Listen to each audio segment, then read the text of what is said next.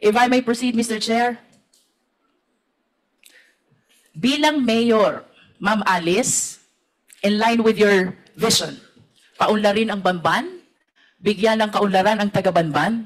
Ano po ba ang mga kumpanya na dumating sa Bamban during your time as mayor of Bamban?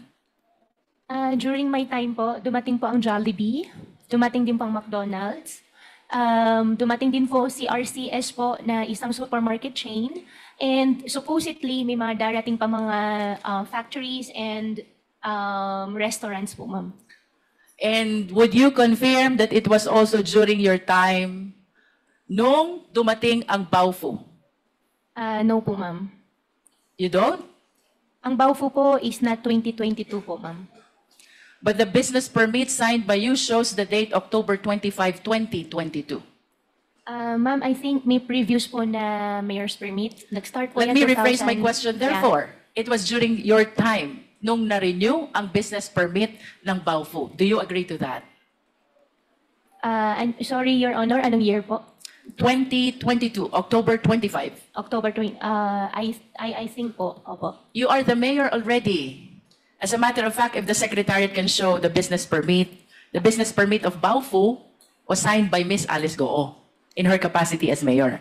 And would you confirm as well na yung Zunyu One Tech dumating din at naisuhan ng business permit during your time?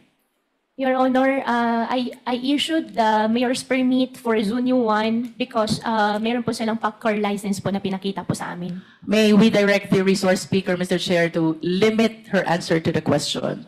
The question, Ms. Alice Goo, is, pinatototohanan mo ba na sa panahon mo bilang mayor, June 27, 2023, na-create ang Zunyu 1 at na-issue ang business permit?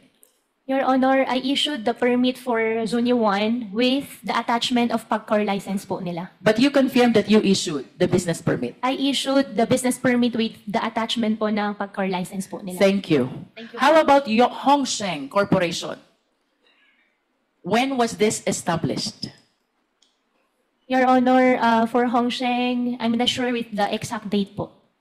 And you will agree with me also that during the Senate hearing, etong tatlong kumpanyang ito, whenever you are being interpellated, palaging nababanggit. Yes po. Tama ba? Yes po. Can you enlighten us? Ano po ba ang naging koneksyon, partisipasyon nyo dito sa tatlong kumpanyang ito kung bakit parating nababanggit ang mga kumpanya na to? Your Honor, I think 2018 or earlier, hindi lang po talaga ako sure sa exact year, the land of the Baofu belongs to me. And I sold... What year is that, Miss Alice? Your Honor, 2018 or 19. 2018. You are the owner of the land of Baofu. Of the land. 2018. Yeah, 18 or 19. You are not yet the mayor. I'm not yet a mayor. Okay. And 2021, I divest the entire property to the corporation po. And can you please cite the exact date when you divested yourself of your interest in Baofu? 2021. September 21, 2021. I believe so po, ma'am. And that is 7 days before you filed your certificate of candidacy for mayor of Bamban. Okay. What therefore is the significance of your ownership of this land with respect to Baofu, Hongsheng, and Sunyuan? Ano pong kahalagahan ng pag-aari nyo?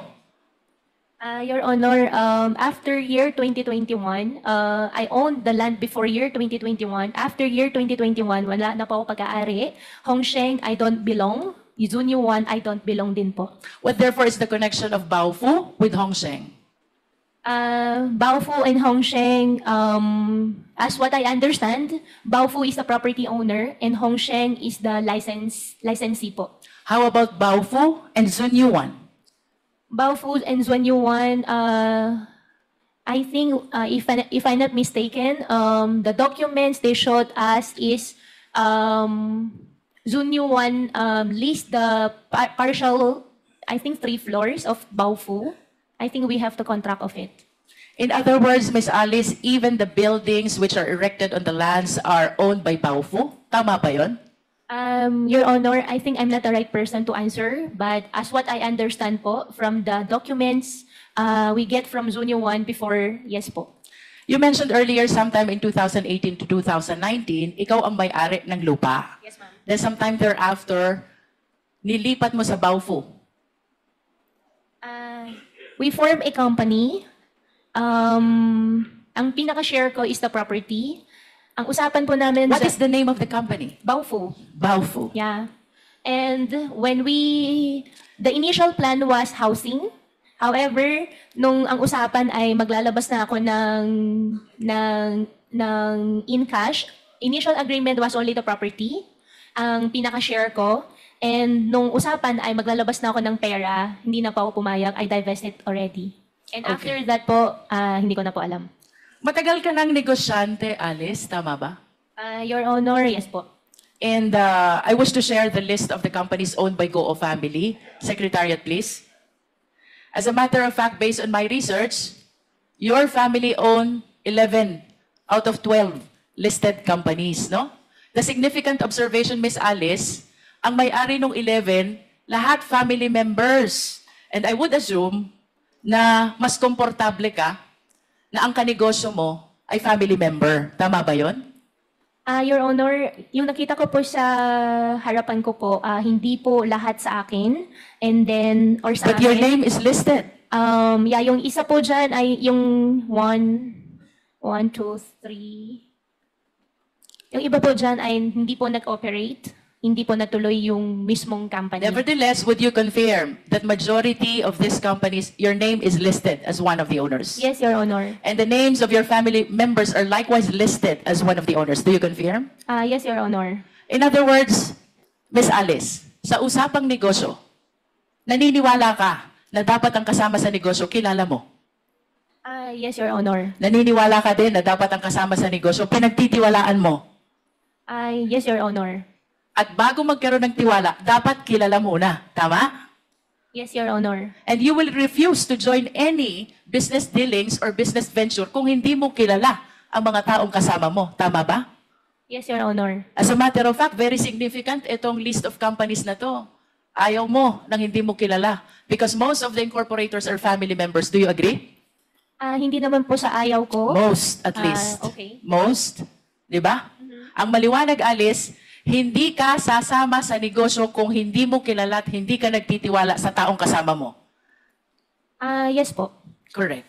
Now, I wish to invite your attention to the Articles of Incorporation of Baofu. Secretariat, kindly flash.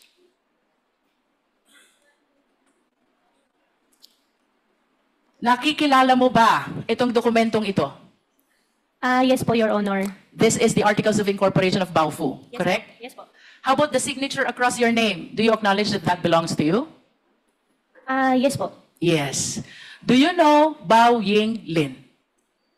Your Honor, I think for the Baofu, I invoke my right against self-incrimination because I have pending case po with DOJ human trafficking po. Pero kanina lang, ang sabi mo, Miss Alice, you will not join any business venture unless kilala mo at pinagtitiwalaan mo ang mga tao na fellow incorporators mo. Tama? Do you still confirm that? I confirm that, Your Honor. And That is enough, Miss Alice. yes, Now and- let us proceed to the next incorporator. Please flash the Articles of Incorporation, please. Do you know Ru Jinzang?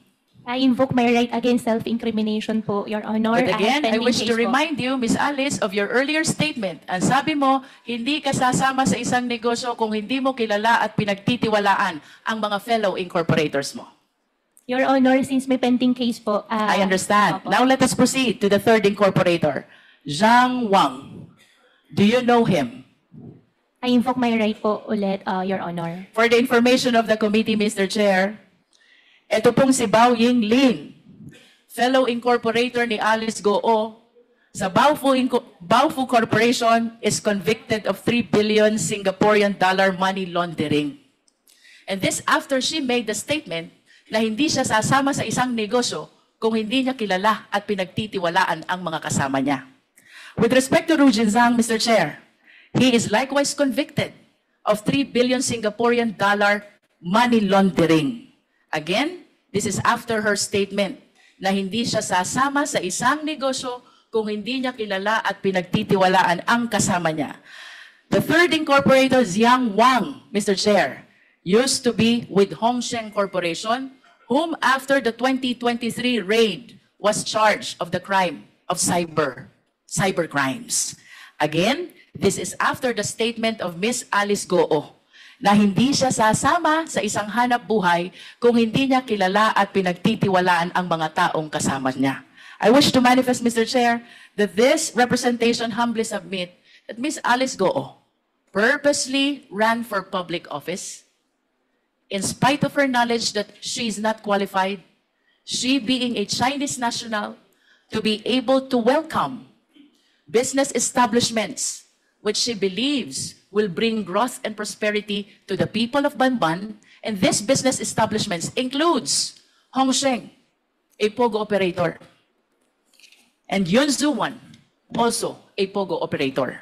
As a matter of fact, Mr. Chair, dito po sa location ng dalawang company na to, which lease the property of Baofu, with whom Ms. Alice transferred her land in exchange of shareholdings sometime in 2021, while maintaining control of the same after the same date. Dito po nahuli ang maraming Chinese nationals who are now charged of the cases of money laundering and even qualified human trafficking, Mr. Chair. Your Honor, if I may, just a short interjection. Para lang matanong ko lang si Ms. Alice Go. Yung bang mga nabanggit na mga pangalan ni Congresswoman Luistro, si Jiang Wang, si Rujin Zhang, at saka si Bai Yonglin, did you say nakakilala mo to? Kikilala mo sila? Mr. Chair, ang kakilala ko po dyan talaga si Wang Jiyang. Si Wang Jiang. So is this the same Wang Jiang na nabanggit ni Congresswoman Luistro na na-convict sa money laundering? As a cybercrime? Siya ba yun? Mr. Chair, hindi ko po alam na nakasuhan po siya ng cybercrime. Okay. So, ito ba sila ay galing sa isang probinsya sa China? Mr. Chair, nakilala ko po si Wang Jiyang sa Clark. Sa Clark? Opo. But mga galing sila sa China? Yung dalawa po hindi ko po kilala. Okay, sige. Thank you. You may proceed, Congresswoman Luis. There are speculations, Ms. Alice, na itong Hongsheng, ang Baofu, Zunyuan, and you are one and the same.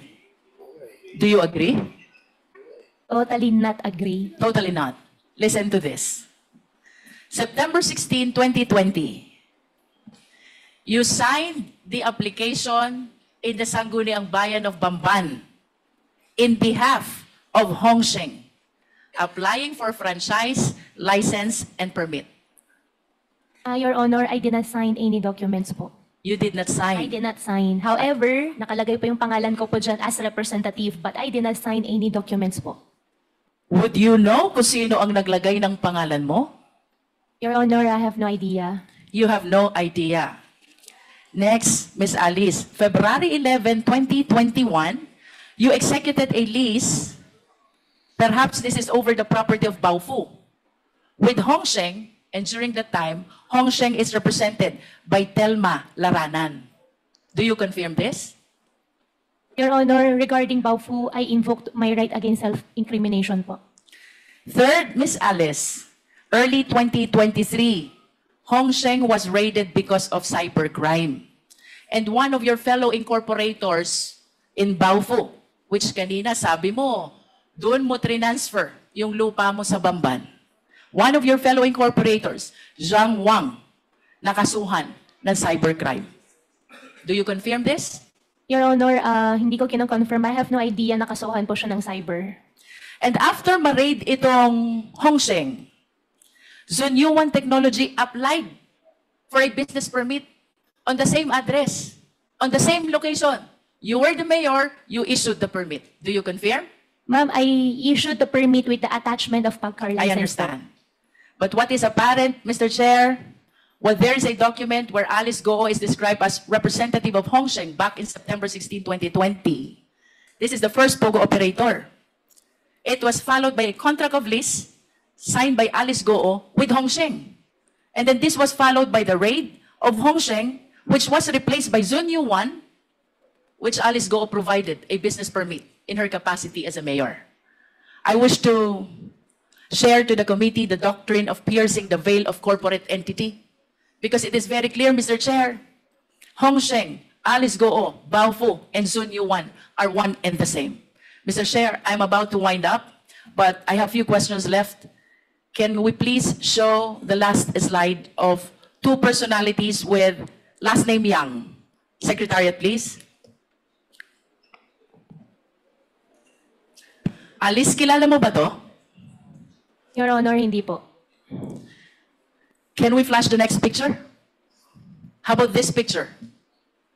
Your Honor, hindi po. Hindi ko rin po nakita, hindi ko po siya kilala. The first picture is Michael Yang, and the second picture is Hong Zhang Yang. My question for you, bakit may joint account si Hong Zhang Yang, kapatid ni Michael Yang, at si Yu Zhengkan, na manager ng Hong Sheng? Your Honor, hindi ko po alam yun. To wind up, Mr. Chair, I wish to make a very short manifestation. This representation might sound repetitive already, but it is apparent that this long chain of perpetration of the crime started with the abuse in the late registration of birth. Ms. Alice Goo was able to procure a birth certificate from the Philippines and even the Philippine passport, which paved the avenue for her to run to a public office. I urge the House, let us strengthen our rules, because if the loose rules on Filipino citizenship, including the rights attached to it, which must be exclusive to Filipino nationals, then we will be at the behest of the perpetrators of illegal activity. To add, Mr. Chair, the fictitious birth certificate even paved way to solicit identification cards from different government offices. That includes the DFA, the BIR, the LTO, and the similar government offices, Mr. Chair. Second, Mr. Chair, the layering by way of registration of various documents, making it appear that they are legit corporation, makes it harder for the Philippine government to verify and even monitor the illegal activities of these foreign nationals, Mr. Chair. So I wish to suggest that we install a monitoring system with the SEC. We wish to recommend to the SEC that they install a monitoring system to make sure that the application for registration is legit, the operation is genuine, and the location is indeed existing. Third, Mr. Chair, illegal activities and illegal POGOs will not proliferate if they are not able to transfer money. So I humbly suggest as well, Mr. Chair, that we tighten our rules on anti-money laundering. Hindi po sila makakapag-perpetrate ng illegal activities if there are no funds which will fuel their illegal activities. I submit, Mr. Chair. Thank you, Congresswoman Luis Tro.